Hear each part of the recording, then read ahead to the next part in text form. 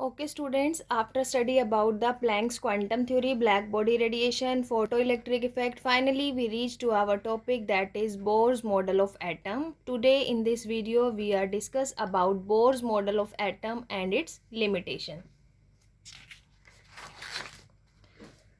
This is the Bohr's model. Niels Bohr in 1913 was first to explain the general features of hydrogen atom structure and spectrum. It means it explained the structure and spectrum both of hydrogen atoms.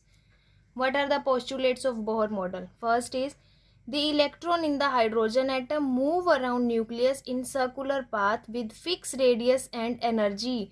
Focus on this line, students. They have fixed energy and fixed radius. These paths are known as orbits and energy states, and these orbits are concentric around the nucleus. Concentric means all the circles share same center. Electron जो होगा वो circular path में revolve करेगा around the nucleus. जितने भी उसके path होंगे जहाँ जहाँ वो रिवॉल्व करता है उसे हम क्या बोलते हैं? ऑर्बिट्स या एनर्जी स्टेट्स. सेकेंड पोस्टुलेट था energy of electron doesn't change with the time.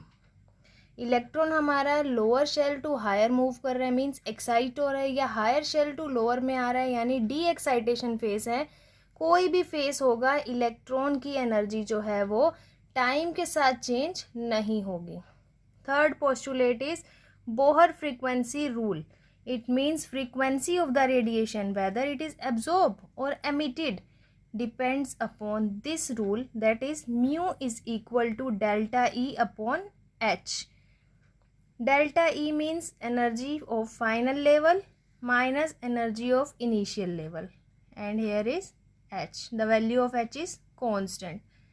Fourth postulate, in this postulate Bohr gives the angular momentum for the electron. Angular momentum for electron is equal to n into h by 2 pi. It means only those electrons radiate energy whose momentum is the function of h upon 2 pi. The value of n here may be 1, 2, 3 and so on. So these are the postulates of Bohr model of atom.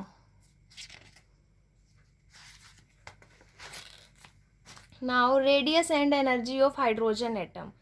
According to Bohr, students, stationary states with n equals to 1, 2, 3 are called principal quantum number. How Bohr calculate the radius and energy? He give a formula of radius, that is Rn equals to n square a naught. A naught is here 52.9 picometer, that is Bohr radius. A naught is Bohr radius. From here a naught value is fixed. We can see Rn, radius of the nuclei, directly depends upon the n. If we increase the number of electron, then the radius will also increase, and as the radius increases, the electron move away from the nucleus. So electron move away from the nucleus when we increase the n. It means number of electrons अगर increase होंगे तो हमारे atom का radius increase होगा, और radius increase होगा तो जो इलेक्ट्रॉन है वो कहाँ पर चला जाएगा? न्यूक्लियस से दूर मूव करेगा वो. सेकेंड है एनर्जी. एनर्जी के लिए उन्होंने क्या फॉर्मूला दिया? E N equals to minus R H 1 by n square. RH is here Rydberg constant whose value is fixed, that is 2.18 into 10 raised to power minus 18 joule.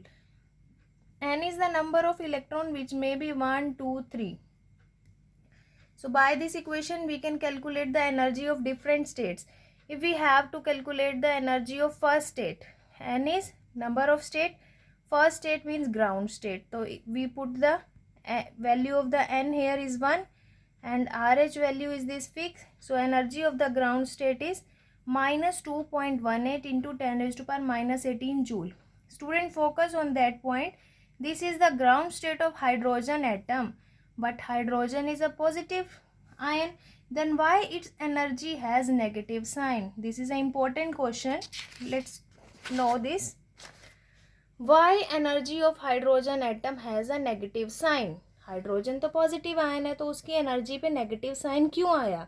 हम उसका ground state, first state, second state, किसी भी state पे move on करके उसकी energy calculate करेंगे तो हमेशा आगे क्या दिखेगा? हमें नेगेटिव साइंस, नेगेटिव साइन का मतलब क्या है, that electron in the hydrogen atom, hydrogen atom का जो इलेक्ट्रॉन है उसकी एनर्जी क्या है, लोअर है, किससे, then the electron in the free state at rest, free state में जो इलेक्ट्रॉन होगा उसकी एनर्जी कितनी होती है, ज़ीरो, क्योंकि फ्री स्टेट का मतलब क्या है कि वो न्यूक्लियस से बहुत दूर है, कितना दूर है, इनफाइनाइट, और इतना दूर होने पर तो न्यूक्लियस उस पर कोई फोर्स लगा ही नहीं सकता, तो उसकी एनर्जी कितनी होगी, zero.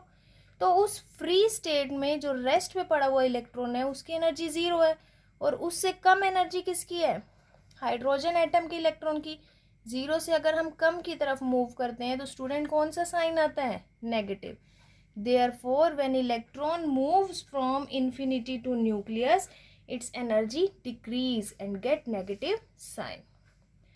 Next is Bohr's theory also apply to the ions. सिर्फ इसने हाइड्रोजन के बारे में नहीं बताया, इसने कहा कि हाइड्रोजन की तरह और भी जितने भी आयन्स हैं, like helium ion, lithium ion, beryllium ion, जिनमें एक इलेक्ट्रॉन है सिमिलर टू हाइड्रोजन, उनके बारे में भी इन्होंने एक्सप्लेन किया। रेडियस का फॉर्मूला क्या दिया इन्होंने, Rn equals to 52.9, that is Bohr radius, n is number of shell, z is atomic number. This is fixed. So here radius is inversely proportional to atomic number. It means if we increase the atomic number, radius get decrease. अब अगर radius decrease होता जाएगा तो electron nucleus के पास आता जाएगा, तो जितना एटॉमिक नंबर इंक्रीज करते जाएंगे हम, उतना ही इलेक्ट्रॉन न्यूक्लियस के पास आके टाइटली बाउंड कर लेगा। बोहर ने हाइड्रोजन स्पेक्ट्रम के बारे में भी एक्सप्लेन किया। उन्होंने हाइड्रोजन स्पेक्ट्रम में एनर्जी, फ्रीक्वेंसी और वेव नंबर किस तरह से कैलकुलेट होता है ये भी बताया। बोहर ने क्या किया, ये बताया उन्होंने कि energy is absorb when electron moves from lower level to high energy level. जब भी कोई इलेक्ट्रॉन लो लेवल से हाई एनर्जी लेवल की तरफ जाता है तो उसे ऊपर जाने के लिए एनर्जी चाहिए, तो उस टाइम पे वो एनर्जी को क्या करेगा स्टूडेंट्स, एब्जॉर्ब। और जब भी इलेक्ट्रॉन मूव करता है हाई टू लो की तरफ तो कुछ एनर्जी वो रिलीज करेगा, एमिट। तो उन्होंने कहा कि एनर्जी में चेंज आ रहा है, तो delta E equals to E F minus E I, energy of final state minus energy of initial state. But we know delta equals to Rydberg constant 1/n1 square, ये उसका ग्राउंड स्टेट होगा students, और ये वो state होगा जहाँ पर वो xi2 है या dxi2 है। फ्रीक्वेंसी का फॉर्मूला क्या होता है, delta E upon H, H की वैल्यू हमेशा फिक्स रहती है, दैट इज 6.62 इंटू 10⁻⁻34।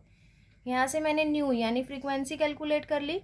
अगर मुझे वेव नंबर कैलकुलेट करना है, wave number equals to frequency upon velocity of light, तो यहाँ से मैंने वेव नंबर भी कैलकुलेट कर लिया। तो बोहर ने हाइड्रोजन स्पेक्ट्रम को भी एक्सप्लेन किया, बट हाइड्रोजन स्पेक्ट्रम के अंदर उसने उसके ड्यूप्लेक्स को, फाइनर लाइंस को एक्सप्लेन अच्छे से नहीं किया। ही only explain energy, frequency and wave number, इसीलिए इनका मॉडल जो है वो फेल हो गया था। क्या क्या लिमिटेशंस थी student, first he fails to explain the finer details of hydrogen atom. finer detail means कि उनके अंदर जो भी कलर्ड या डार्क बैंड आते हैं उनको ये क्लियरली एक्सप्लेन नहीं कर पाए।